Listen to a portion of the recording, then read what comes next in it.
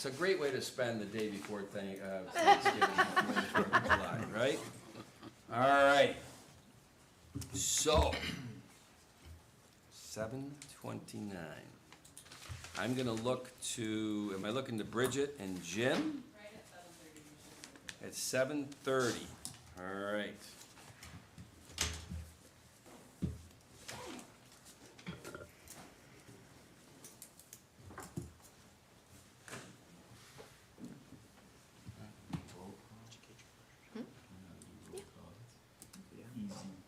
Easing in, right? All right. Well, welcome everybody to the Wednesday, July 3rd, 2024 Webster Town Board meeting. We'll bring it to order with the Pledge of Allegiance. I pledge allegiance to the flag of the United States of America and to the republic for which it stands, one nation, under God, indivisible, with liberty and justice for all. Well, this is a big night. Our roll call is going to be done by the Honorable new Town Clerk Deneen Marr. Thank you. Supervisor Flaherty, Here. Councilwoman Cataldi, Present. Councilwoman Nguyen, Here. Councilwoman Wright, Here. Town Attorney Genesi. Present. Okay, well, tonight, we have a follow-up, really, a presentation, right, in Shipbuilders Creek Remediation Engineering Alternative Analysis. That's a mouthful. For people who come to these meetings and/or watch them religiously at home, either live or on tape, time flies. 2 months ago on April 25th, or as I like to call it, BKM, which is before Keith Mortimer. Sorry, Keith. Had to call you out, right? Barton Judas, Aaron Ryan, came in, and I think with Art Patron from the sewer department, did a presentation showing the town board the conveyance pipe problem over on Shipbuilders Creek. And pictures were worth 1,000 words. I thought it was a pretty impressive presentation that night. The town board, if you go back to the tape of that, kind of gave the charge to Barton and LeJudas. Can you get back to us in 2 months with coming up with different options, engineering-wise, cost options, and if we can get those options by the beginning of July, if the town board is looking to move forward on that this year, we might be able to get in by the July 30th CFA deadline for grant application in New York State, because I think this project would qualify under the WQIP grant, which I think is the Water Quality Infrastructure. Water Quality Improvement Program. Thank you, I was just testing you. You passed. So, that's a long preface by me, but without further ado, I'm gonna hand the baton to Aaron Ryan from Barton LeJudas to give the presentation. Great, thank you. And I'm here with my colleague as well, Theron Bisco. He's going to cover kind of more the stream side of things, and I'll cover more of the sewer side. And we're going to present to you our different alternatives we looked into on how to address this problem out there. So I'll just briefly cover kind of the background, and then we'll dive into our 4 alternatives. So can you guys see my mouse? Yes. Okay, cool. So as you remember, Shipbuilders Creek runs along 5 Mile Line Road. It has a 15-inch sewer pipe that crosses it in this approximate location. That pipe is exposed. The concrete encasement around it has become damaged, so it's definitely susceptible to further problems if we continue to let it remain as is. There is also an 8-inch sewer pipe that crosses from 5 Mile Line Road across the creek and then back again, and both of those meet at a manhole that is really in the banks of the creek, and if erosion continues, could potentially be compromised. So we definitely want to address that before it becomes too critical. So the 4 different alternatives that we looked into on how to address that included in-place sewer rehab, so that would be lining the existing pipes that are out there with a localized stream restoration, which Theron will get into the details on, and that would be located in kind of the general project area circled in red. We also looked into the same lining alternatives with a more comprehensive stream restoration, so that would be looking at repairing the stream from culvert to culvert, which are marked in those red lines.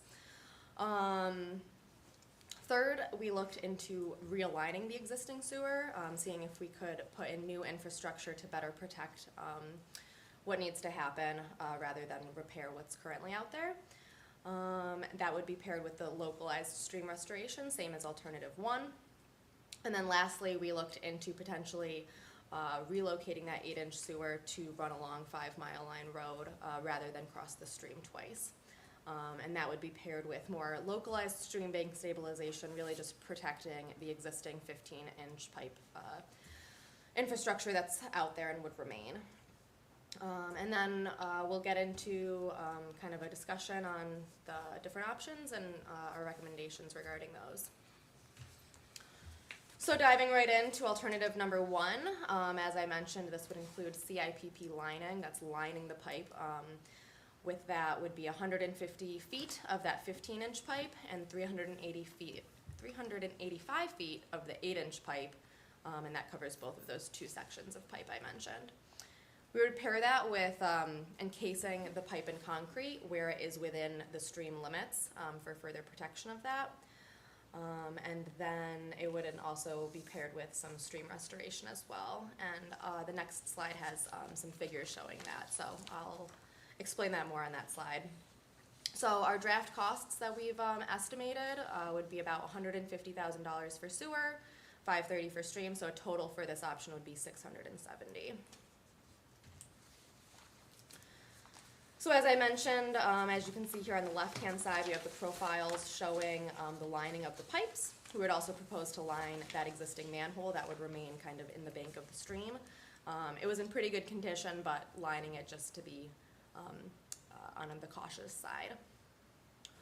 So this alternative would provide protections of that existing 8-inch sewer by having some riprap along that bank and some other rock protections as well, and I'll let Theron kind of explain that a little bit more. Yeah, sure. So this particular option on the stream side looks at raising the bed of the stream by a little bit, but we're limited between 5 Mile Line and Lindsay Circle by the existing culverts that pass the stream under those 2 roadways. In our stream survey, as part of this portion of the work, we had cost HR sub go out and gather some elevations on those culverts, and we did find that there's really only 3 feet of elevation change between the 2 road culverts, which is pretty limiting. So this option looks to alleviate some of the stress on the stream banks in an area that's more closely related to the sewer work. So we're estimating about 650 feet, so that's goes upstream and downstream of the sewer to make sure that we can tie into the stream at different locations that we consider to be a little more stable. So to be eligible for WQIP funding, we're looking at pairing both harder engineered approaches to protect infrastructure, and that would be like rock riprap or revetment with regrading a channel bench-in, so we would have some flood capacity created as part of the design, and then also replacement plantings for anything that's disturbed. Some of the options may allow us to use wood structures, but we wouldn't really propose those in the vicinity of the sewer line just for longevity reasons. Some of the rock that you see in the channel is really just something that we'd import to get bed features that are part of the natural stream system. Right now, most of the sediment in the stream bottom is very, very fine silt and sand. It's susceptible to erosion, which is part of the reason we have a channel out there that's incised and cutting into the sewer line locations. Yeah, so specifically, like this option would protect those the pipes with both the concrete encasement, because as Theron said, we can't really raise that bed too much because we are limited with those culverts. So we wouldn't be able to get the required cover over that pipe. So the concrete encasement would protect against that, and then we'd also have that additional riprap along the banks where that 8-inch runs parallel to the sewer in this location. And then we'd also have a rock revetment near where the manhole is. And Theron, you were explaining that that's almost like a rock wall kind of a structure. That'd be more of a stacked rock wall because with the manhole still being in the same location, we would be building pretty close to it. We can't realign the stream too far with this option because we're limited lengthwise. So this isn't your placed or dumped rock, it's more of a stacked wall that's really embedded within the stream bottom, so the footers of the wall are deeper than what you would expect the stream to be. So, for permitting aspects on this alternative, since the infrastructure that is currently out there would be remaining, we often have no problems getting the permitting for the concrete encasement around this type of pipe. I've worked on similar projects where we've been able to get those permits no problem. So with the infrastructure being existing, that shouldn't be too problematic if we were to pursue this alternative.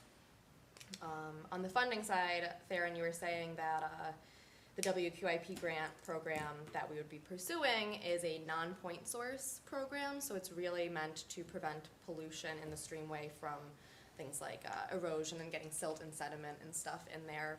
And it's not necessarily directly meant to treat point sources, and that would be what we would consider like a sewer. If that pipe broke, that would be a point source of pollution into the stream. So if we were to pursue funding, we would include the sewer work with the hopes that it would be included as part of the larger project, but we can't guarantee that they would fund that piece. So that's something to consider when we're looking at the costs between the different options.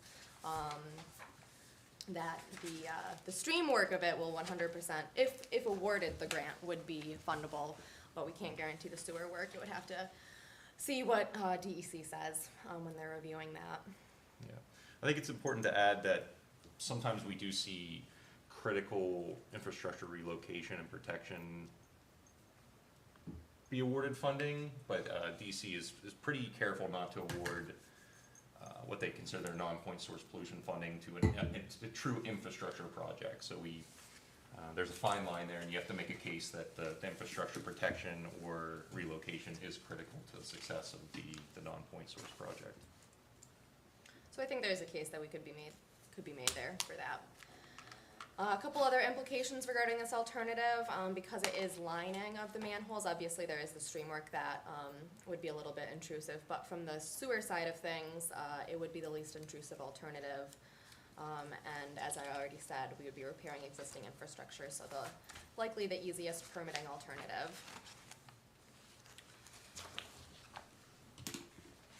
So moving on to alternative number 2, this would include the same lining and concrete encasement as alternative number 1, but the stream work is a little bit more comprehensive. So the costs for that match that. So this option, we're looking at around a $1 million, $90,000 ticket for this. So what that would buy you, as I went over the lining option, but it really would be more comprehensive on the stream side, so I'll let Theron speak to that. Sure. So this option looks at the extent of the stream between 5 Mile Line and Lindsay Circle. As we walked that earlier this spring, there's significant erosion on many of the stream banks there, including some old culverts and roadway crossings that were left in place that were likely there as part of access prior to residential development. In an effort to sort of mitigate that issue along the entire section of stream, a project could be conceived for the entire length. So it's approximately 1,700 to 1,800 linear feet of stream channel restoration. The benefit to this type of project is that we actually would gain quite a bit of cover over the pipe system.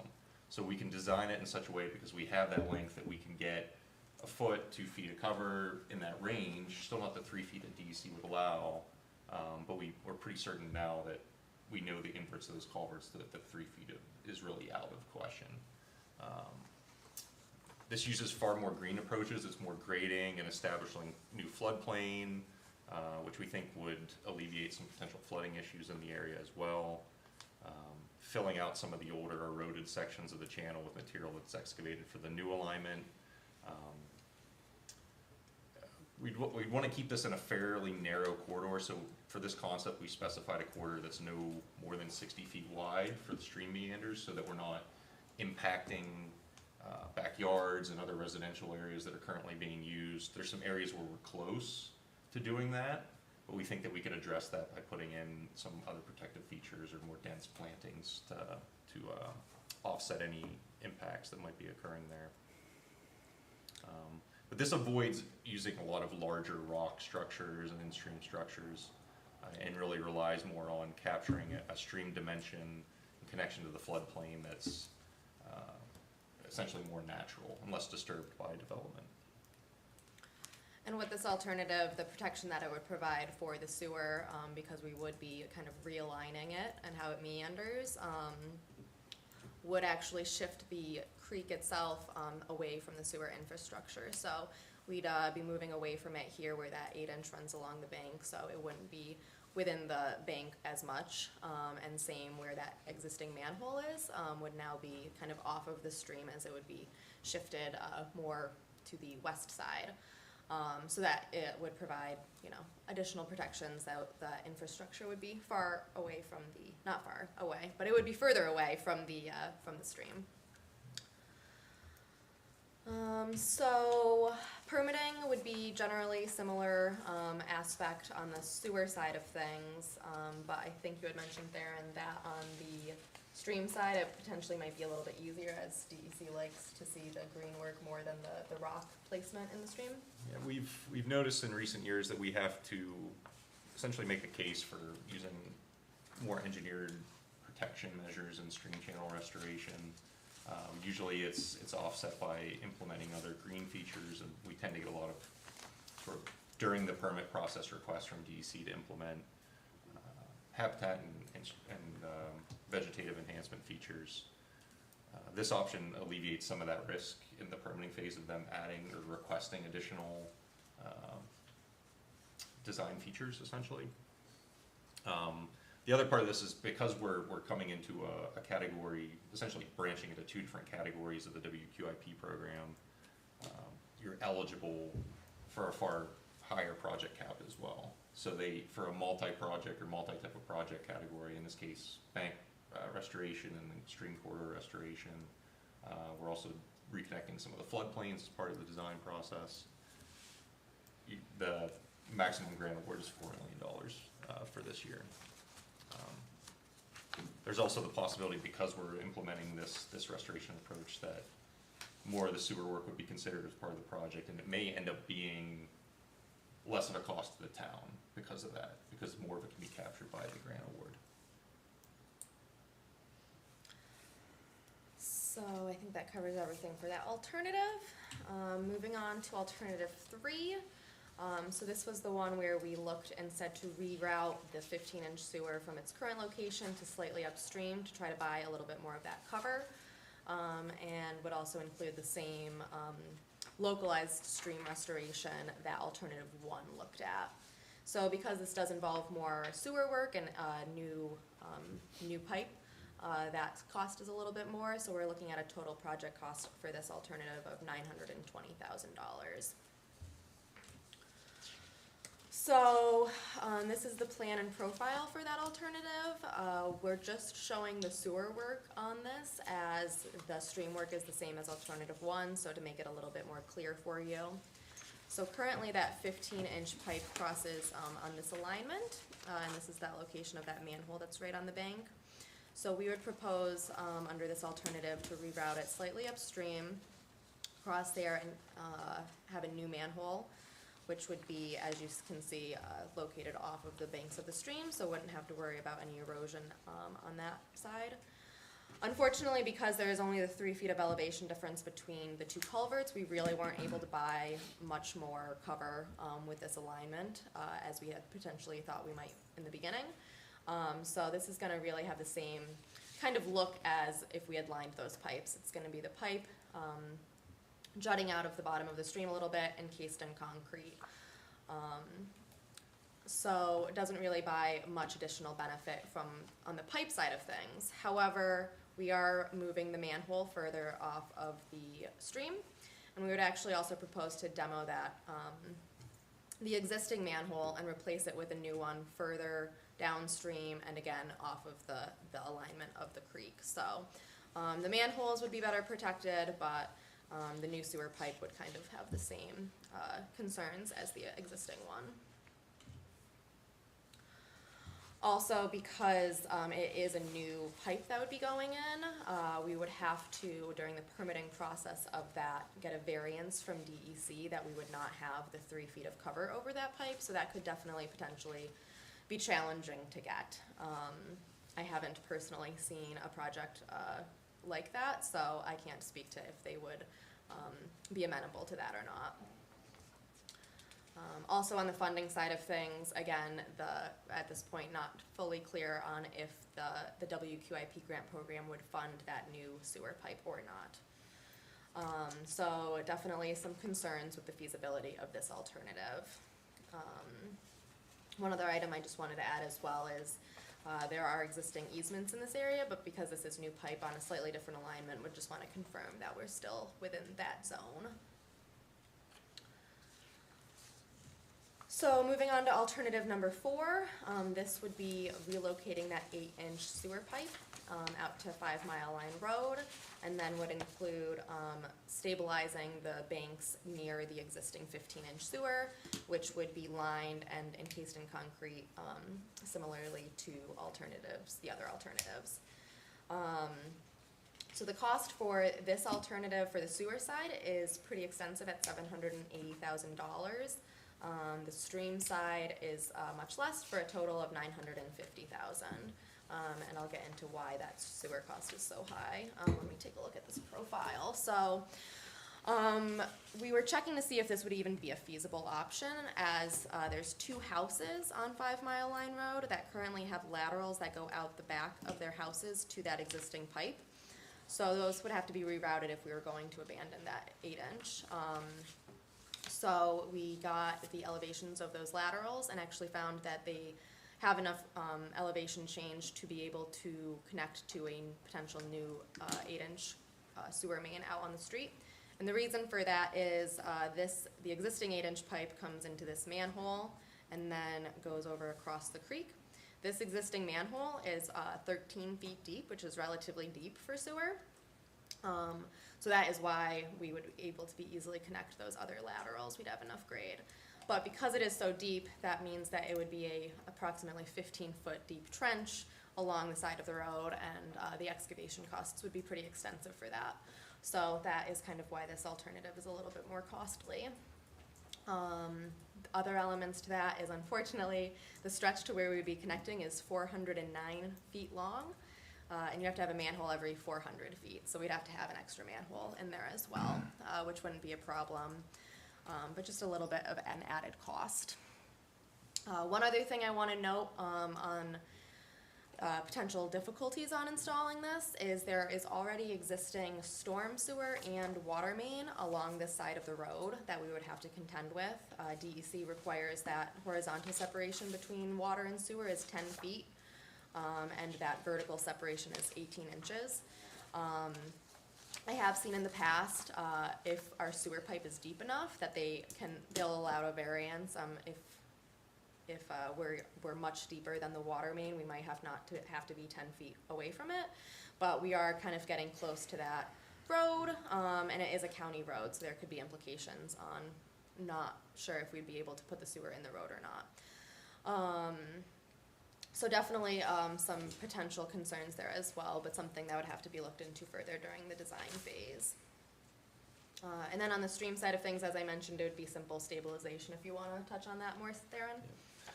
With the realignment of the lines and relocation or elimination of the 8-inch, we would be looking at a more limited stream restoration or protection reach in this case, where we would really only focus on protecting the existing stream banks and the infrastructure to remain in place. And we wanted to provide this option as like a lower cost stream protection approach. A lot less likely to be funded by a grant, but still an option if the town were not to get a grant award, that you could still come back and do something to protect the sewer where it exists right now. So this is a very short section. Essentially, we're protecting some of the more susceptible banks to erosion, and we're regrading some of the insides of the stream bends to provide a little more floodplain connection during higher flow events. And that helps to alleviate some of the stresses on those outer banks when we get a big storm event. Because the 15-inch is still there, it's still perched within the stream bed, the only thing we can really do to protect it is to raise the grade locally at that location. So this approach with the stream itself would essentially create a like an at-grade weir just downstream of the 15-inch line. It would raise the bed grade locally to make sure that we at least have a stream bed that's even with the top of the line or top of encasement. In the long term, it kind of pushes the issue downstream or doesn't really alleviate any other erosion issues beyond the sewer area. So it's really more of we think more like a midterm restoration approach. If this line were to be replaced long time from now, something could be looked at in the future for the more comprehensive stream restoration design, but this would really just focus on protecting the infrastructure that's there.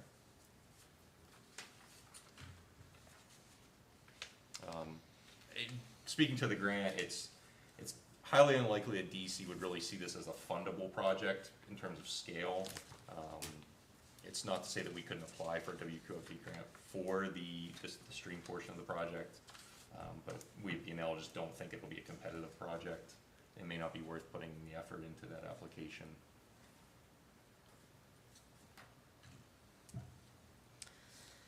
So the four alternatives are laid out here with their costs.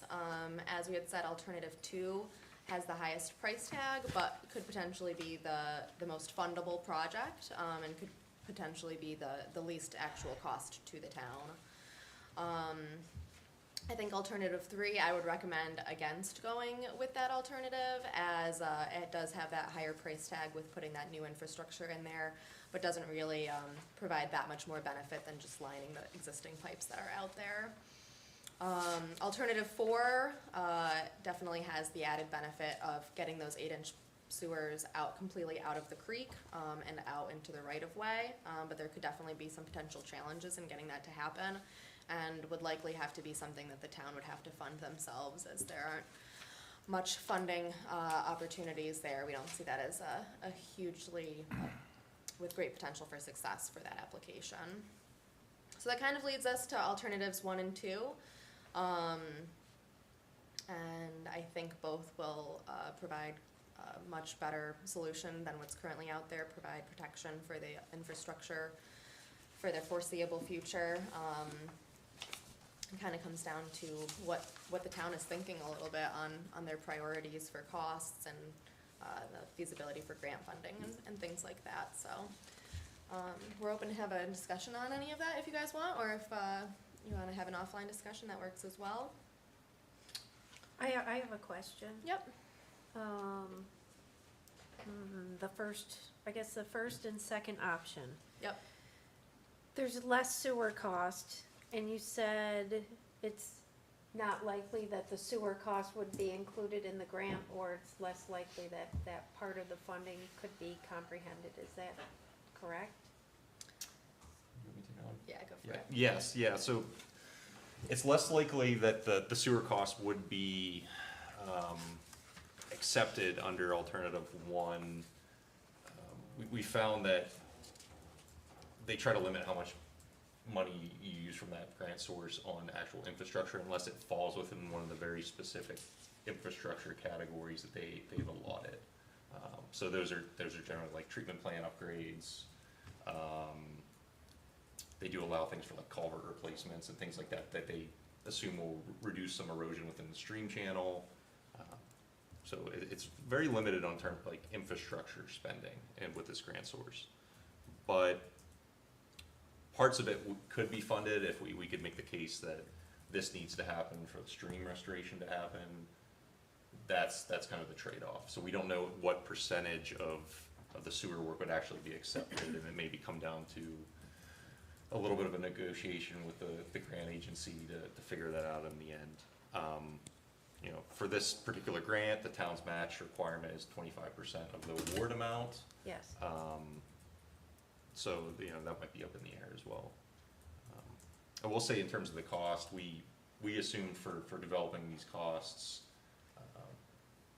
design, permitting, all that analysis and engineering would be next year, construction would be 2026, so we did allow for some escalation in costs as we've seen over a number of years now. So the alternative to the stream cost is a lot more, it's like, not quite double, almost double. But that one has the opportunity for more of a grant or greater funding potential. So what would you envision, like, best case of cost to the town would be for alternative 1 and 2? Say that the grant is maxed out in both options, cause one's 1 million, one's up to 4 million. What can we expect the cost to the town to be? And if we consider alternative 2, saying it's a more expensive option, but it could ultimately be less if you get more grant funding, and if that grant funding doesn't come through, can you change your mind and switch back to alternative 1? I'm gonna speak to the grant award period first, because I think that might be critical. So the grants are usually awarded winter time, later in the year, so you wouldn't know until November, December, January timeframe. So up to that point, assuming you haven't progressed with like an engineering design and there's no cost sunk into it, you could switch your mind. You could change your mind completely and go, I want to pursue this alternative because it's going to be less to the town. You know, it's so the match amount. Let's say, can you go back to the slide that has alternative, the split costs, Aaron? Yeah. Which one? 1 and 2. So, your worst case, if DC said, we're not gonna pay for any of these sewer costs, cause in this case, it's lining, which I think we could make the case for, because, Shipbuilders Creek, the watershed as a whole, is impaired for nutrients, phosphorus, and coliforms. So, not that we know that there's a sewer leak or anything contributing to that, but we can say we're preventing that pollutant source from potentially occurring in the future for Yep. this section of exposed line. But worst case, you're looking at a little bit less than $1 million in stream costs. So your match amount for that portion, again, the hard math, it's maybe a $250,000 plus the stream work, so that's what, 400? But it would be less than that because it's 25% of the grant award. So for the other option, if you want to just alternative 1, assuming that they would award all the stream work as a restoration project, hard math, so that might be like a $300,000. So 132.5 plus 150, is that 25% of That it? sounds right, actually. 282.5. Which one would you recommend? From a grant funding standpoint, I think alternative 2 is more competitive as a project in DC's eyes. Now that the trade-off of that is more property owners involved, potential for more easement concerns, which WQIP does not pay for land acquisition or easements. We know that there's sewer easements down through there and there's drainage easements, and a lot of those are already mapped, and most of the work is within those areas. But you would still be at risk of landowner approval for any other impacts. So there's trade-offs and risks to both. I think that alternative 2, from a stream standpoint, is far more competitive as a project. I think it goes farther to the goals of DEC and eliminating non-point source pollution. We're addressing far more eroding stream banks. We're more than doubling the length that's being addressed within the watershed. That's definitely the more fundable project. From the sewer standpoint, they're similar. I'm not sure that there's removing some of the infrastructure or better protecting some of the infrastructure has a long-term objective for the town that we don't know that it's less likely to become impacted in the future. I don't wanna, I'm just doing like, Prioritize it, but I don't know if I did the math correct, you're probably better at fast math than me, the difference between 1 and 2 is about $100,000-ish, maybe, because of the higher grant? If I did that right? that's about right. It's in the On the ballpark. assumption that we would get full The- award on both right. of them. And as we know, that's a big assumption. I don't have that history and experience, so. Okay, Patty, do you have any questions or comments at this point? I do not. Okay. Jenny, do you have any questions or comments at this point? No, and, well, maybe. These are the estimate that we have for alternate 1 and 2. What if they're the unexpected that will cost more or something like that? Did we already factor into it, just in case? Yeah, so we did, actually. We, for both the sewer and the stream work, we had assumed a pretty typical concept level contingency. So it's in the range of 25 to 30% of the costs on the construction side. And that would account for any other unknown utility issues we might run into, design changes requested by DEC, anything that's unforeseen. The design costs for the grant, I believe, are capped at 20%. And it's 20% of, I think, the total project cost. I think we assumed 25 in our estimate just to be safe in case there were to be some unforeseen change. And then on top of that, we assumed at least 2 years of escalation as well. So this is a fairly conservative cost estimate in our mind. But as we've seen over the last few years, we get bids that come back, they're all over the place. And it's a matter of getting the right contractor to do the work in that time window. And So, Jenny, anything else? Because, first of all, I gotta say, and I said at the beginning, April 25th, he came in here with Art. I think Rick Canale was here too, our chief plant operator, and presented something that I've known about for 4.5 years. It was one of the first things I saw when I became supervisor was an incident that happened out there at Shipbuilders. So it's been a problem for a while. It needs to be addressed. I want to commend Aaron and Theron because on April 25th, we said, listen, can you get back to us in 2 months so the board has a chance to look at these options? And if we want to move forward on one of them, we also obviously would want to do it most likely going for the WQIP grant. And we appreciate that that's deadline is July 30th and wanted to make sure, since Barton and Judas would probably lead the charge on that you had time to apply for it. Now, with that being said, in the fluid nature of the world, a lot has happened since April 25th when you were here. And unfortunately, Art and Rick are not here tonight, so we can't really get their opinion tonight. We'll have to circle back next week to get our department heads in the sewer plant, their opinion. I appreciate, Jen, you asked what their opinion was, Aaron and Theron. We want to hear your opinion. We also want to hear what our sewer experts that are employed by the town have to say. 2, we're knee-deep, waist-deep in budget season right now for 2025. And of the 14 departments, the one department that is really up there as far as expense in 2025 is sewer.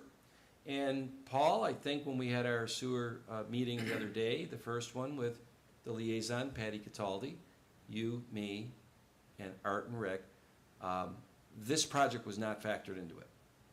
No, this project is not included in the budget. as of Okay. today. So, another factor, not that I'm gonna empty the barrel on this one, is that we, Josh Artuzo, myself, several of us went out to Gene O'Connell Associates in May. They're a firm that we have engaged to help us with grants, and the strategic decision was made that the town was going to go for one CFA grant application this year. And that was for Phase 2 of Sandbar Park, which is on this agenda tonight. Shame on me, I should have remembered at that time that, oh, geez, a month ago, on April 25th, Theron and Aaron were in here, and we gave them a charge to come back and show us something by July 1st. I've talked to Art and Rick about that.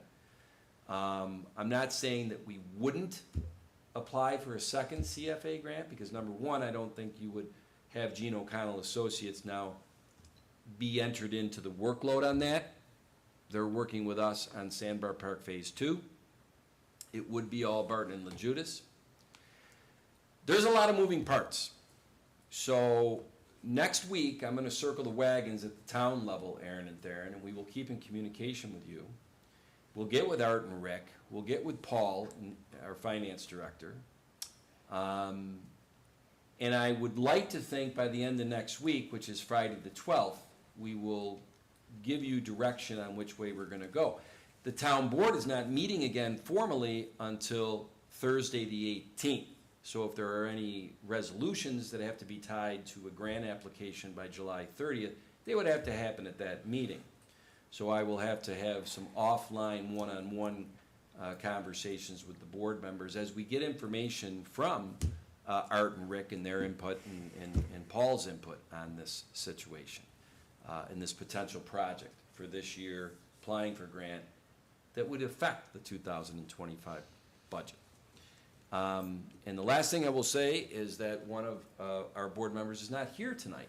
So one of the things I'm gonna do for Councilman Cahill is I'm gonna ask him that before we talk next week, I'd like him to watch what is essentially now about a 40-minute part of this board meeting, from the beginning of your presentation through this Q&A and my long monologue to end it. So I want him, all of us heard it, we were here for it. He needs to go and hear it so we can have an intelligent conversation and get his opinion on this too. So, a lot of stuff gotta happen between Wednesday, July 3rd, and what I would like to think is the end of business, Friday, July 12th. Is Friday, July 12th, in your opinion, if there is a decision the board wants to go forward with one of these and apply for the grant commensurate with one of these that you've shown, does that give you enough time? I think Yeah, yes. yes, that would give us enough time, because we will have essentially everything pulled together on our end by that point, the costs. It would just be a matter of getting the town side pulled together. Okay. Thank you very much. I appreciate it. You guys did what we asked you to do on April 25th, and I really do appreciate that. Yeah, thank you for having us. Next up, tonight, I am going to take a little executive privilege, because it's 8:11, and this gentleman has been sitting out there now for 41 minutes, and I'm gonna move you to the front. So I wanna make sure I know which resolution that is. Is it the fill permit at Lake Road, or is it the license agreement at 273 Easton? Number 10. Or is it the drainage easement at Yes. 533 Deer Haven? You're on Deer Haven. Okay, so town board, resolution number 10 is what we're going to go and do first. And I'm assuming, let's see where this is. I know we have a letter, I wanna say from Art, that, No, that's on the other one. that's Easton, this is on a rain. We have a letter from Pat easement. Stevens on this one. Oh, drainage, yeah, Pat Stevens, sorry. And, let me make sure I've got, if I recall, before I mixed up all my papers. Is it a Betty? A B, sorry about that, a BB, I butchered that name. There is Pat, and Pat's letter here is, he is fine with it, is correct? Town board, everybody see that? So, I do. Abibi, if you'd like, I mean, if you wanna take the podium and explain what you're doing, you don't have to, because once we get the letter of approval from our highway superintendent who handles drainage, it's a walk in the park now, we just do the resolution, but we also don't wanna, short you on your time to explain if you'd like to, or. Let's take you for a walk in the park then. And I would think, after we do this resolution, that you will get to know our town attorney, Charlie Genesi, because he kind of walks you through the next week the documentation. I already gave him my card. You and already explained did it. to him, All right. So we're all set. Now watch this, we'll do this, and then he's so enthralled with this town board meeting, you're gonna probably stay to the end. Maybe not. With that all being said, does the town board members have any questions on what is number 10 on the agenda tonight? The license agreement to allow a fence in the town drainage easement for a BV at 533 Abebe, Deer Haven Drive. I do not. I just want to comment and say I really appreciate the thoroughness of the application Yeah. and all this, the paperwork that's associated with it. It really helps.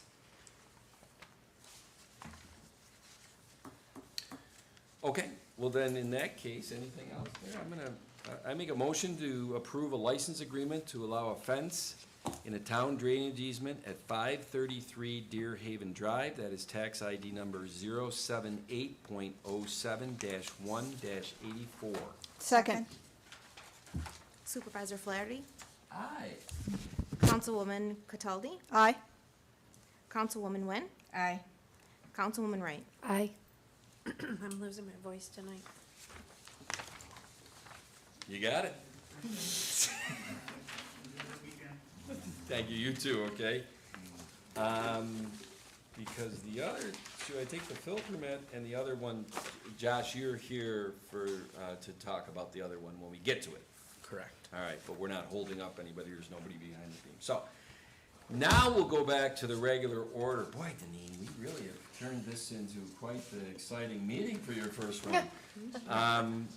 Our next item tonight is the open to the floor, where each speaker is allowed up to 5 minutes to talk about anything to their heart's desire. We did have one person sign in tonight, Stephanie Marsh. Would you like to take the podium? I will. Go for it, all right. What's the podium? Oh, right on. No, it's right over there. Oh, this is, it actually looks like a podium.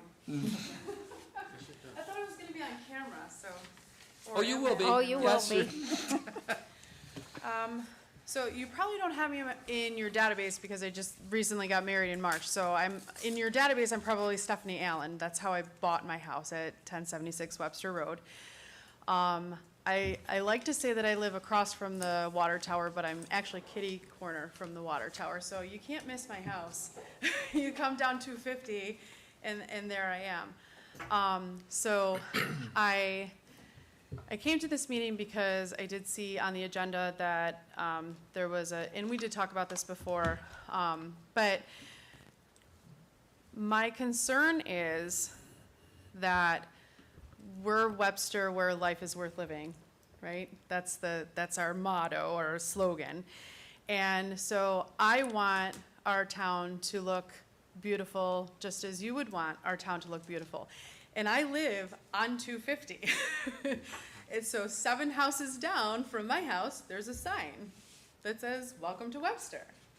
And across from my front yard is a big water tower that says, "The Village of Webster."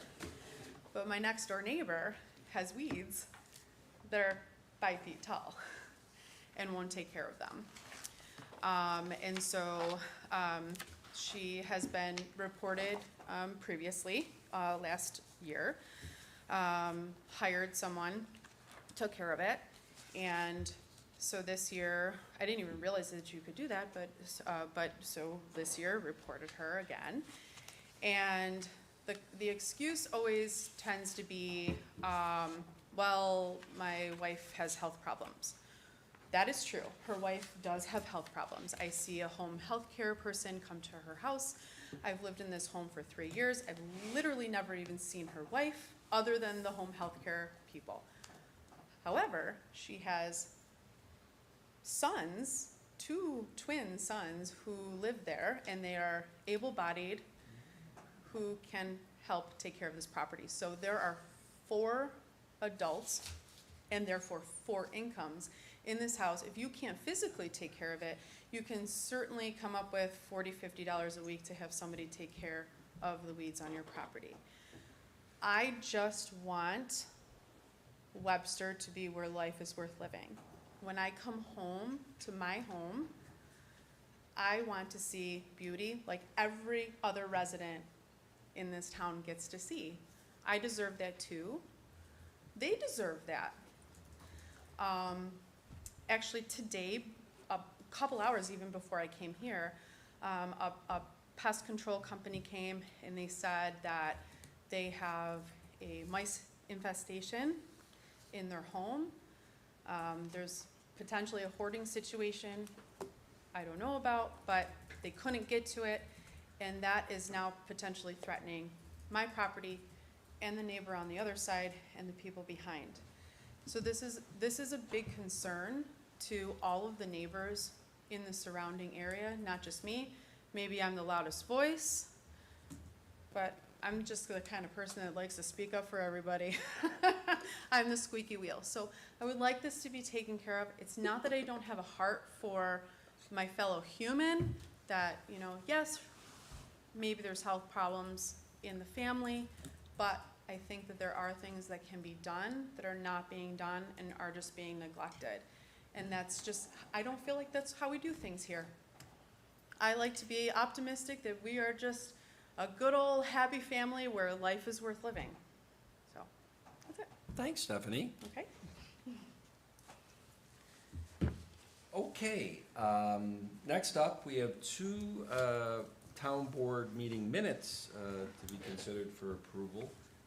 The June 20th regular town board meeting, I went through those minutes, and I make a motion that we approve them. Second. Supervisor Flaherty, Aye? Councilwoman Cataldi, Aye. Councilwoman Nguyen, Aye. Councilwoman Wright. Aye. And I also reviewed the June 27th town board workshop minutes and make a motion that we approve those. I'll second. Supervisor Flaherty, Aye? Councilwoman Cataldi, Aye. Councilwoman Nguyen, Aye. Councilwoman Wright. Aye. Was it you, Patty, or was it Jenny? Me. Jenny. Okay, I looked over the bills this week, and I believe they are in order. I make a motion that we approve the bills, please. I'll second.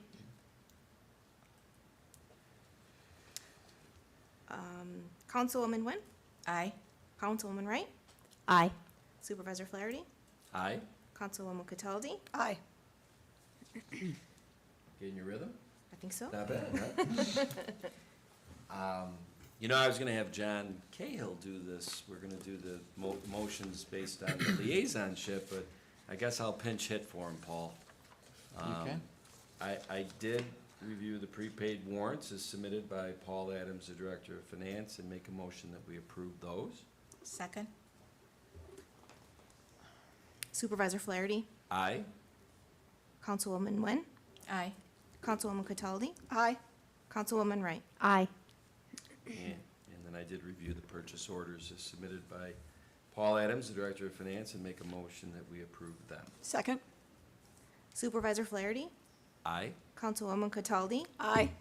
Councilwoman Nguyen, Aye. Councilwoman Wright. Aye. Jenny, believe it or not, this is your department, and I think, Deneen, this may be pertaining to you. Okay, oh, you want me to read the resolution number 4? Okay. If that's our new, That's a good way to new do it, custom, yeah. I do like it. Then we all get involved. I do like it. Something for All right. everyone. Oh, thank you. You throw me a curveball there, but thank you so much. Okay, I would like to make a resolution for the Webster Town Board to authorize bonding of the receiver of taxes in the amount of $250,000. Second. Oh, sorry. Councilwoman Nguyen, Aye. Supervisor Flaherty, Aye? Councilwoman Cataldi, Aye. Councilwoman Wright. Aye. And does everybody understand what that resolution was? I kind of jumped the gun on that, I mean. Yeah, we actually paid the premium on that today, Did- so it's for Deneen. Yep. She's new. So we Thank had to you. change the bond on the town clerk receiver of taxes. I know that several of our department heads are bonded, Yes. so, yeah. Oh, Patty. The next one is mine, but I would actually like Paul to speak to it before I make the resolution for the, to increase the amount transferred from the sewer fund to close out capital project HO 222 Clem Road and Fawnwood Pump Stations. Yes, I'll just explain a little bit. We passed a resolution a few weeks ago to close this project out, and the process of making the entries to close it out, we discovered that there was an expense that belonged in this project that was charged to the wrong project, so it changed the numbers, so we're just revising the closeout figure. Thank you.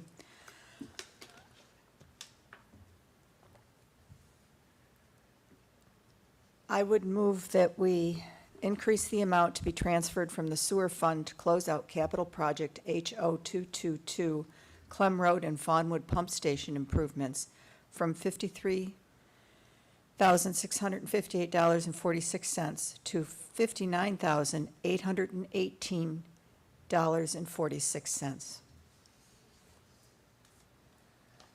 I will Second. second, oh. Oh, sorry. Councilwoman Cataldi, Aye. Supervisor Flaherty, Aye. Councilwoman Nguyen, Aye. Councilwoman Wright. Aye. We're working out the kinks of this new thing, Eileen, so we're learning like you on this one. Okay. Josh, is this one that you would talk to, or is, no, Keith? This is mine. Keith. This is for a fill permit for property owner at 1660 Lake Road. It is a grading, fill and grading for an area of their property that's less than an acre in size, so that they can mow it. I believe your package includes some pictures of what of their area that they're looking to work with. They have been slowly taking their property and trying to refine it and make it more manageable. And this is sort of the last of it that they'd like to get accomplished. I recommend that we approve this fill permit. And I guess since I'm the liaison to that department, I'll make the motion. Any questions on this from the board? No, straightforward. Motion to approve a fill permit for 1660 Lake Road. I'll second. Supervisor Flaherty, Aye? Councilwoman Wright, Aye. Councilwoman Cataldi, Aye. Councilwoman Nguyen. Aye. And Dean, I'll give you a second to catch your breath, because one thing I will say, we have talked about in the past that fill permits, at least smaller ones, yards of fill, whatever I think they judge them by. I wouldn't be surprised if, as we move into the comprehensive plan or future code changes, that we would, for lack of better terms, we divest the town board from having to approve smaller fill permits and have that administratively done at Keith and Josh's, department. I'm really not sure the genesis of why the town board years ago was tasked with being the ones that approved these, considering there's so many permits that community development and engineering and sewer and highway approve.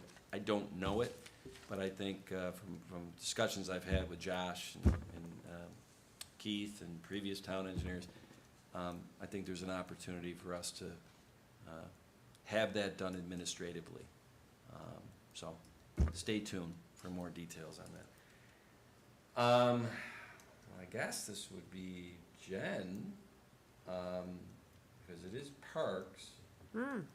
But I certainly, before we do a motion on this, does everybody understand why we're doing this resolution tonight? Because I can explain it. I will let you explain it. Okay. To my pleasant surprise, Gene O'Connell Associates, who I referenced earlier, who assist us on grants, and also has been teamed up the last almost year now with Matt Chatfield from WIDA at times.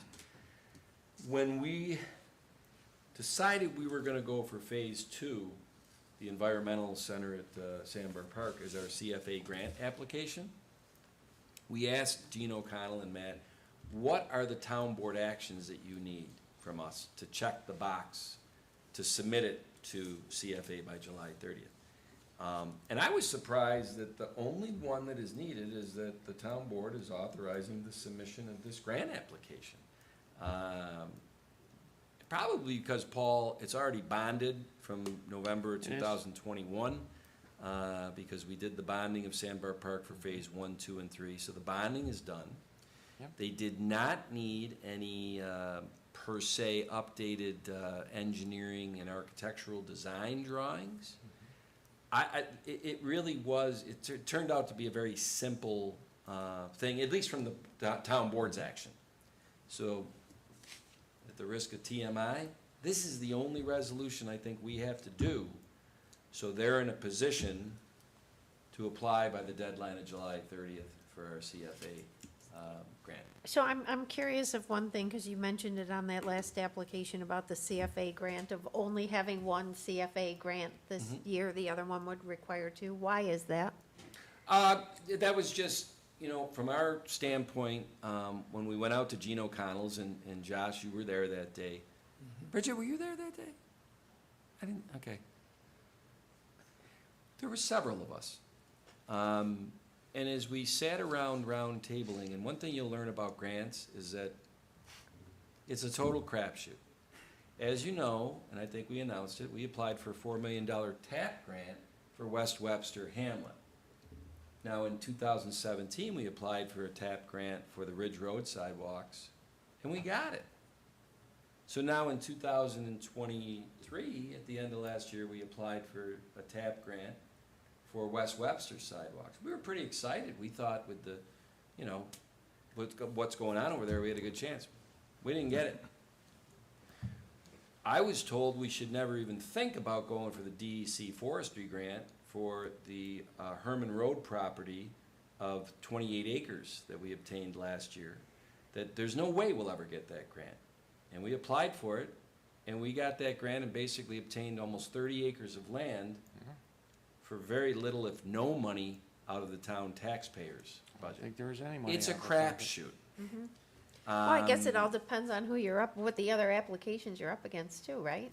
It is, and I mean, well, the kennel, I in a million years think we'd get any money on that kennel. I thought it would be super competitive based on what's going on in the animal control world, and voila, we get 400,000.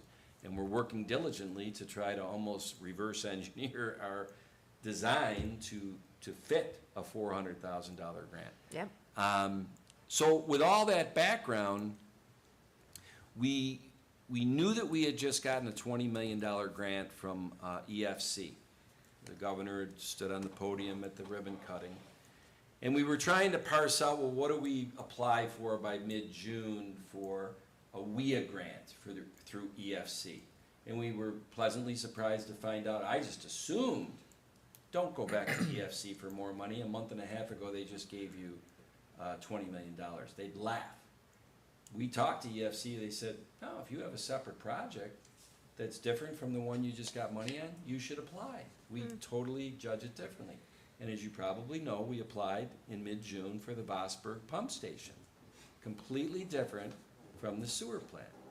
So when we were looking at CFA, and we talked to Matt and to Gene O'Connell and people who are used to dealing with grants and looking at historically what you get in and this and that, they thought that we might have a better opportunity to put our all our eggs, if you want to call it, this year in one basket of one major project. And the state has said to Josh, I don't want to take your thunder, Josh, when you're on the phone with them about Sandbar Park and the other $5 million in grants that we've gotten through Reddy and DASNY, and you deal with the Department of State, and they love sending their people up here to ribbon cuttings. They think Sandbar Park is the greatest thing since sliced bread. And they've said to you, correct me if I'm wrong, we fully expect that you will apply for more grant money for the next phases of that. That's an odd statement. I don't usually hear that from a state employee. Is that essentially what was said to you? Yeah, that is correct. So when we threw that all on the table, the 7 or 8 of us that were sitting around at Gene O'Connell's in Buffalo having pizza and soda, we all agreed that, you know something? This is a crapshoot. There is no right answer. We will apply for phase 2. Now, That doesn't mean that we can't have Barton and LaJudas apply for the WQIP grant for one of those options that they just presented. It just means that, like I said before, I hadn't remembered that, oh yeah, they presented a month and a half ago and they're gonna come back to us on a separate project that basically is if we go with it, it's a grant. That's the CFA deadline in July 30th. We could apply for 30 grants. We've already started to schedule with some of the departments grant applications that have deadlines in late August, mid-September, and October, staging out Gene O'Connell's work and this and that. CFA at June 30 or July 30th is not the only grant opportunity for the town of Webster, by far. Oh, of It's kind course of the not. Super Bowl of grants in New York State. Can I say that, Josh? Because they have, I don't know, however many awards from however many agencies of the state. They've tried to consolidate it in what they CFA means Consolidated Funding Application. Correct. So you put all your data into one application in the state, and you could sit there and say, okay, here's all my data for the town, and now I want to apply for 37 grants that all have their deadline for application by July 30th. Now, the crapshoot once again, do you apply for 37, and do we have the time, energy, and deployment of resources to really do a good job applying for 37 grants? I'm gonna tell you, we don't, even with an outsourced firm like Gene O'Connell. So like I said, if that's TMI of why we decided that day that this is the way we're gonna go, I apologize, but it seemed like the best thing to do. And I don't know if we'll get full grant award on phase 2 of Sandbar Park, or if we'll get snookered and get nothing. It's a crapshoot. Well, then I will make a resolution authorizing the submission of a CFA grant application for Sandbar Park Phase 2 Environmental Education Area. Second? Councilwoman Wright? Aye. Councilwoman Cataldi? Aye. Supervisor Flaherty? Aye. Councilwoman Wynn? Aye. And let's hope it comes through. And you know, if it does, we will buy as many scissors as we need for everybody to come cut that ribbon. You got that right, and this is interesting because I don't know who I would say is Chiota Extension. As you know, last week we had Matt Chatfield in here. He explained that WIDA is going to make an application through the CFA. So the town is not the one applying. I think that WIDA's applying, and the village is either the main. Yeah, the village is the main applicant, and the town and WIDA are co-applicants. Right, right. So, So since you are also part of the WIDA group, I think this one is yours. well, there you go. And I mean, anybody who is interested in this one, it was just a week ago, Matt Chatfield gave a wonderful presentation that described what funding we're looking for in that grant. WIDA, Village, Xerox Roads, all that stuff. Any questions on this one? I make a motion authorizing the submission of a grant application associated with the Chiota Drive Extension and Multi-Use Trail. Second. Supervisor Flaherty? Aye? Councilwoman Wynn? Aye. Councilwoman Cataldi? Aye. Councilwoman Wright? Aye. Josh, this you? Yes, I'll be speaking on behalf of this property owner and applicant tonight, who was unable to physically come in. But this matter's been languishing for a while, so I thought it was important to get it buttoned up. But you may or may not recall, this property owner at 273 Eastham Court had been before this board in the fall of '22, as he has a drainage easement along the rear of his property, and he was seeking relief to install a fence within the drainage easement, which he did ultimately get. Now, unfortunately, the fencing contractor, when installing the fence, installed it 1 foot within a sanitary sewer easement on his side property. Uh-oh. So initially, the sewer department did have some concerns with that. and they took the position that they'd really like the fence to be relocated, but upon the homeowner obtaining quotes to do so, the cost was substantially high. So in an effort to work with the resident, Art and others at the sewer department thought it would be best to at least acknowledge the encroachment into this easement so that if and when the town ever does have to go to perform a repair or replace the pipe, that we would not be held responsible for the restoration costs, which the property owner has agreed to. So there should be a letter of support explaining the sewer department's support for this, and that is the application in a nutshell. And does that stays with the property too, not the applicant, right? So if they sell the house, Correct, it is a legally recorded document. how would somebody, Jimmy, you're a Realtor, how would somebody know that? How does that get Well, discovered? it's It would survey, be in the lawyers, abstract. yeah, Okay. the abstract, yeah. So, And it just so happens that there is a home that is currently under construction across the street on Burnett, and they will be tapping into this line. So we're working with the contractor and the homeowner to try and minimize the disruption to the nice landscaping that they've installed. Wow. Big mistake. It is unfortunate. All right. Josh, did we confirm that the Liber and Page are correct? Of the, I put down maps, so I think it must have been for a subdivision yes, originally. yes, All right, so that's correct. I got that off the map information, or. the survey map, The survey information. yes, that is What- accurate. what's the height of the fence, and do you know the material? Yes, it's a 5-foot tall, black vinyl fence, not a privacy fence, but more of a Right, okay, picket style. Charlie, thank you. take Charlie. Oh, okay. That one. I didn't see it, okay. Yep, no problem, just I showing didn't you. have that information when I was all drawing good. this up. And there's no additional conditions? No, there are no additional conditions recommended. Okay.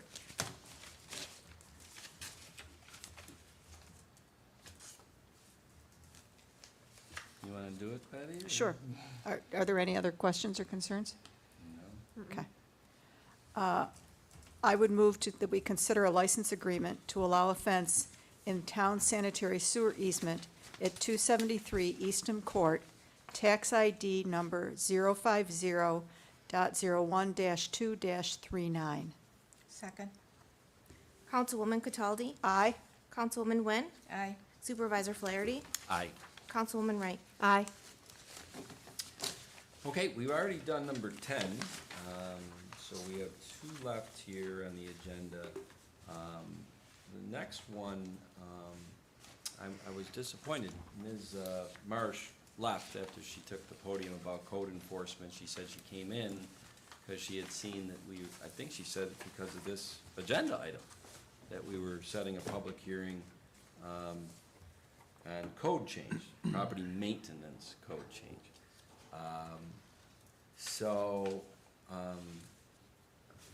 I guess the best way to explain this is, Josh Artuzo, along with Jim Montgomery, probably fourth quarter of 2022 through the first quarter of 2023.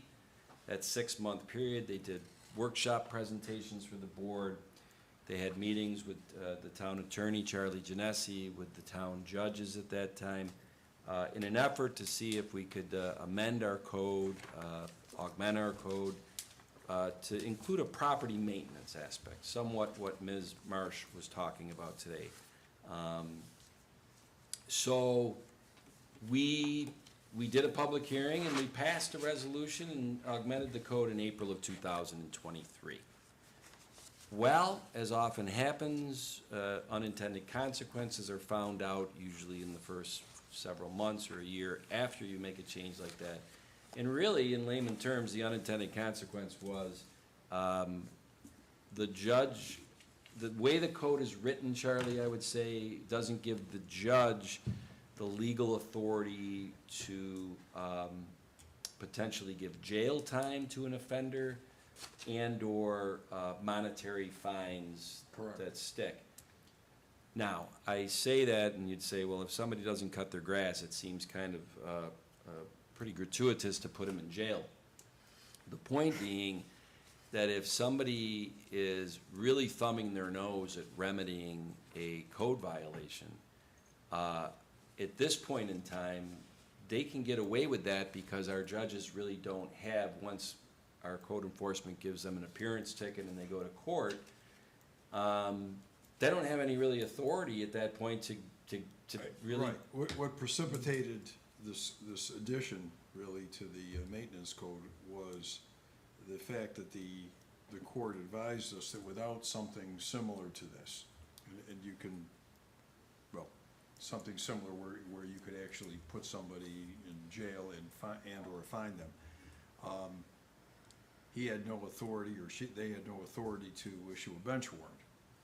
And it was found that some people, not all, but some were just not even showing up.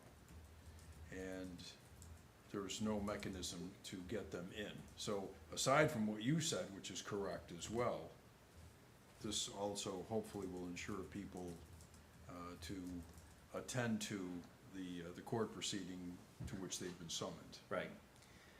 So, not to belabor this, because this is really just about setting the public hearing. We're not making any decisions on this tonight, but, you know, within this, certainly what we're proposing is a change, the actual verbiage of it. It would be in the Webster Herald on July 10th, which is 8 calendar days prior to the public hearing, so the public would be able to see, well, what are we proposing, and you know, come in and comment, pro, con, on the public hearing on the 18th. But I think it's important to note something here. Anybody who's watching this at home or watching a tape of this later, and if they watched and heard what Ms. Marsh said, I don't foresee somebody who has high grass, maybe, that isn't cutting it, reaching a point in the process where this type of code change would affect them. I think that Jim Montgomery and his staff, and Josh Artuzo, they do a wonderful job taking 100 code violation cases that open up and really resolving through working with the people, through means, you know, of carrot more than stick. And I've really been impressed in how they handle it. They closed 95% of them probably, just through voluntary compliance and that nature. It's the ones that are really chronic offenders and where the property's in really bad shape. And that's a subjective term, and that was the problem we had with changing this code 14 months ago, is that one person's castle is another person's junkyard, and we're big into property rights, as well we should in this country. So I like to have, you know, my front yard be rocks. Well, my neighbor might say, I hate the look of that. It's a slippery slope when you start talking about what is not what I like to see from my neighbors. But the cases that we're talking about, the ones that, Jim, you got to court last fall after working with them, these people 6, 7, 8 different times going to them and whatever, giving them every opportunity to remedy the situation, and really their actions or lack thereof showed that they're not gonna listen to us. And if we don't have some mechanism to have a consequence to that, that's a real problem. So that's essentially what we're trying to tighten up, put a ribbon around. I think what happened last April was a good step in that direction. We just need to finish it, so. Do other towns have something similar? Or is this unique? Actually, Jim Montgomery kind of brought this concept to us because he had come from Greece. And they have, I would say Greece has something a little bit more rougher. And we we didn't go to the same, level. Okay. With the language in the proposed change, have our town justices had a chance to review that to see if it would be adequate for their needs? They have actually helped us at a meeting, write it. Okay, great. Is that, can I say that? I mean, you were at the meeting, Josh, you were at the meeting, Charlie. Do you think that Judge Sepler and Judge DeSalvo had a hand in, we were sitting there in front of that screen and started cobbling stuff. They told us what the requirements would be for us to Yeah. obtain, to do what we wanted to do and to give them the authority, yeah. So I would say that we took their suggestions and incorporated those in. And shame on me, because I thought that's what happened leading up to April of '23. So I'll take responsibility for the fact that I didn't inspect what I expected, and it wasn't in there. And we didn't find that out until we got people into court. Or they didn't show up at court, and the answer to that was case dismissed. I think there was probably, you don't like to use the word assumption, there's an assumption and an expectation that the authority to impose sanctions on violators of the zoning code, which this language is almost identical to, would transfer over. The judges advised us no, so. So we're gonna move on this, and I will say that, I know that Deputy Supervisor Cataldi and I, for whatever reason, probably because Patty's been on the board the longest, you tend to get reached out to directly on these things.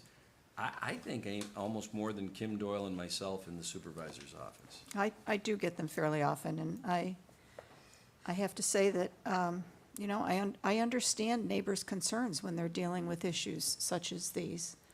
I think we all try to keep our properties to some sort of maintenance standard, while my shrubs are certainly not trimmed and look like Disney characters and whatever. But I think you try to keep some modicum of presentability. And when I see some of the photos that neighbors take and send me of their neighboring properties, I can see why they've reached the end of their rope and contact me, because some of them are just really bad. There's one in particular that I'm thinking of that we've just had no success in really changing, and honestly, to me, it looks like it's a health department issue. So we need to do something. So, if any other questions or comments on this, or I'll, No. Nope. I make a motion to set a public hearing for Thursday, July 18th, 2024, at 7:30 PM in the Town Board Room on property maintenance code change, and to advertise that proposed code change in the Wednesday, July 10th, 2024 Webster Herald edition. Second. Supervisor Flaherty? Aye? Councilwoman Wright? Aye. Councilwoman Cataldi? Aye. Councilwoman Nguyen? Aye. Okay, last but not least of our things tonight, we have had 2 town board workshops in the last month or 2 that showed, in my opinion, it was very obvious that the town board members saw the validity of us truncating down from 4 Thursdays a month, to doing our town board meetings and our town board workshops on 2 Thursdays a month. So I won't rehash, we've done plenty of presentations on this.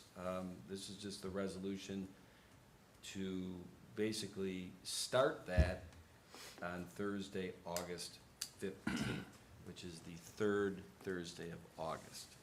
Does anybody have any questions on this? No, we talked about it. You have the data. We all agreed it makes sense. It's commensurate with what other towns are doing, very similar to what other towns are doing, so I think it makes good sense. The nice thing is, from our org meeting where we said we were doing regular town board meetings at 7:30 PM on the 1st and 3rd Thursday of the month. That we did stays the our- same. That is staying the same. We're just moving our workshops from the 2nd and 4th Thursday of the month at 5:30 to the 1st and 3rd Thursday of the month at 6:30, So basically an hour before the regular town board meetings. So, with that, I make a motion to move the town board workshops from 5:30 PM on the second and fourth Thursdays of the month to 6:30 PM on the first and third Thursdays of the month, beginning August 15th, 2024. Second. Supervisor Flaherty. Aye. Councilwoman Cataldi. Aye. Councilwoman Nguyen. Aye. Councilwoman Wright. Aye. Now, I want to make sure that Councilman Cahill, who is, always says that I'm long-winded, and that's why these meetings go on so long, it's 8:54 right now. I want to get you out of here for 4th of July, and we'll do a quick roundtable. But in fairness, that presentation that Sewer asked us to put in from Barton and LaJudas, that ended at 8:12. So that's 42 minutes for the rest of the board meeting. For the record. Well, for the record, you said you were going to ask Councilman Cahill to watch the first 45 minutes. I think you should have to watch all of it to see that we wrapped it up, Oh, he'll hear from me or on he'll that. miss the end.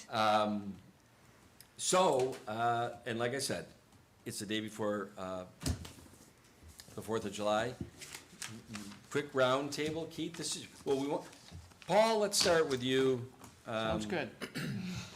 Tom, I've been busy lately planning for our upcoming bond anticipation note renewal. It does mature at the end of August, so I've been looking at cash flow projections for the various projects that we have going on around town and strategizing to come up with the best way to cover the upcoming costs for the next year and to minimize interest with providing sufficient cash flow for the projects, so. Love it. So Keith, is this your first round table where you get to It's my first board meeting. Welcome. Thank you. Deneen and Keith? I know. It'll be all forever, right? We'll Special always day. remember our first board meeting, right? I can't say I already Okay, can we forgot move by mine. Keith, because I never know anything about this. This is gonna be our shortest board meeting too, probably? No, no. We have the data. Our average board meeting's under, I think it's like 47 minutes or something. I believe you. I do. Okay. So Do you wanna hear what's going on in my group? Sure. So our biggest opportunity, I'll call it, coming up is EPA is auditing the town of Webster. It is in, so they have an opportunity to come in and essentially look at our MS4 documentation, if you will, but it is a all-encompassing where they could look at any one of our facilities to make sure that we have proper spill control and MSDS material data safety sheets, or anything to that nature, anything that would be EPA related. So we have been intensely involved with that since we found out we were going to be audited about 3 weeks ago. And I have to take my hat off to my assistant engineer, Mark Stein, and Pat Stevens with the Highway Department. They have been instrumental in making this happen. And we actually submitted all of our documentation. We had till 4:30 this afternoon, and Mark had it all uploaded at 11:30. Yep. So, That was awesome. Very good. so our next steps are, on the 10th, we have a Teams meeting with EPA where they can ask us anything, and it goes the entire day. And then on the 16th, we have they come and visit the town of Webster, and they can go anywhere they please. Interesting. Come to Webster, they said. It'll be fun, they said.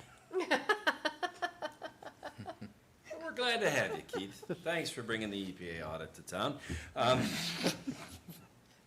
You think it was me? No, I don't. Josh? I don't really have much new to report.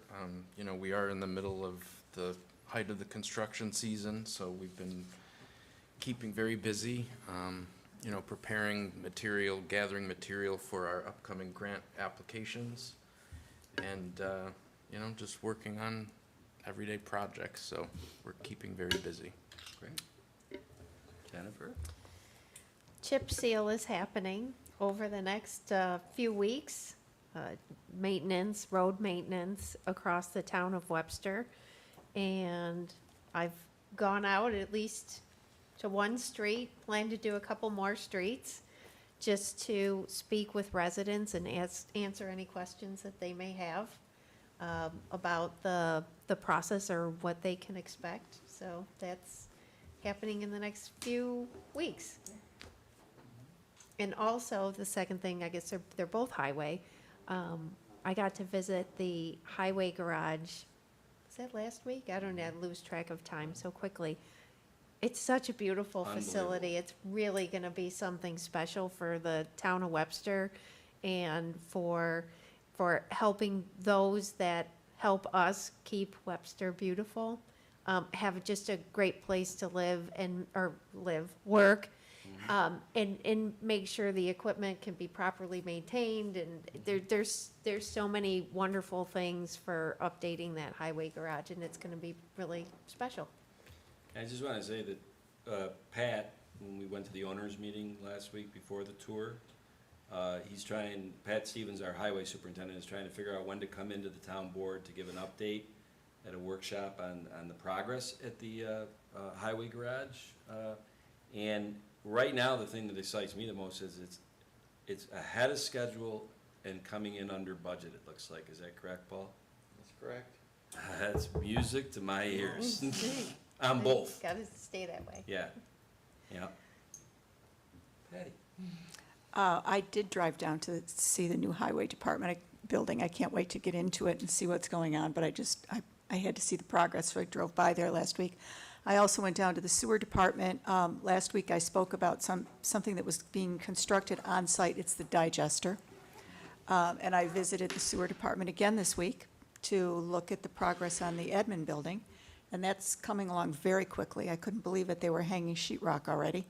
And expect to be in October. So there's just a whole lot of things. And I was really just totally awestruck by the magnitude of the projects going on in town right now. And it's really great to see, because we are doing some wonderful things for our employees, and also for our town residents to provide the services that they've come to expect. And also, I want to wish everyone a happy and safe 4th of July. Charlie, No, just the I gotta town, be honest with you, Charlie, I'm surprised. I would have figured you'd have a flag tie, It is. well, it is. Oh, Sort for of. God's sake, mine's It's a little, it's busy, I know. It's subdued. Yeah, yeah. The Constitution or is. That's right, you're right, it is, yeah. I didn't have a declaration, but Constitution is about as Love it. close as I can get. So. Anyway, happy birthday, America, and we'll leave it at that. Jenny?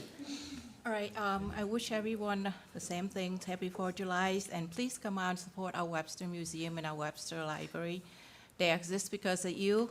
And I also would like to thank Dolly. She's just retired from her position as a Webster Town clerk, and as a liaison for the town clerk. I will deeply miss her, and she's an incredible person. Her ability to perform her duty by far the best. Dolly went above and beyond her duties to accomplish her missions. And I'm honored to work with Dolly for the past 3 years, and it is a privilege for me to represent her as the Webster Town, liaison. Also, too, our Webster Town have been blessed with so many wonderful talents and employees, like our previous town clerk, Barbara, and soon to, right now we have Deneen. Welcome. Like I said, Webster, where life worth living, and I'm so grateful to be here. And thank you for giving me the opportunity to serve our community. God bless America, and I wish everybody a happy, safe 4th of July. Thank you, Deneen. Deneen, we're gonna finish with you, and I want you, please tell your family when you get home, this is not gonna be the usual situation, okay? You got it. It has been an exhilarating week and a half. I've gotten my steps in. I have gotten to meet an incredible bunch of people here at the town. Everybody is so warm and welcoming. It has been amazing. I've been able to interact with some Webster residents and completing a handful of marriage licenses, so that was great to get my hands wet with that. I am going to be filling some very large shoes, so hopefully everybody will like the work that I do, and hopefully I can stay up to the expectations. We have all the faith in the world, and you believe me, Denise. So, well, what do we got? It is 9:04, unless anybody has anything else. This meeting is officially adjourned.